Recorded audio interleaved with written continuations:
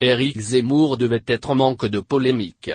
Pourtant, il y a quelques jours à peine sur le plateau de C'est à vous, le célèbre polémiste avait beaucoup fait parler de lui en répondant à une attaque d'Omar Sy. C'est toujours flatteur d'être traité de guignol par un guignol, lançait-il avant de s'en prendre plus précisément à l'acteur. Vous savez, j'ai appris en 5 ans chez Laurent Ruquier ce que valaient vraiment les convictions et la culture de tous ces acteurs. Donc ça ne me fait ni chaud ni froid. Mais ça ne devait pas lui suffire.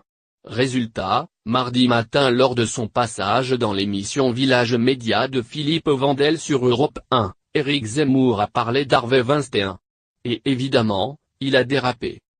Alors que le débat portait sur le désormais célèbre hashtag #BalanceTonPorc, Éric Nolot a jugé que celui-ci était nécessaire pour libérer la parole de la femme. Il y a eu une telle complaisance envers le harcèlement et les violences envers les femmes que c'est normal qu'il y ait un retour de balancier, a-t-il estimé avant d'émettre certaines réserves sur la forme. Moi je ne pense pas que la solution réside dans un réseau social basé sur la délation. Cela passe par la justice, mais c'est un temps indispensable de libération de la parole. Éric Zemmour a, comme souvent, été beaucoup moins mesuré. Et s'est lancé dans une comparaison qui risque de faire beaucoup de bruit. Dès que je vois une meute, je me méfie. Ce sont des méthodes étonnantes de délation. Pendant la guerre, on aurait dit de libérer la parole aussi. Diaz dénonce-t-on juif, ça aurait été parfait.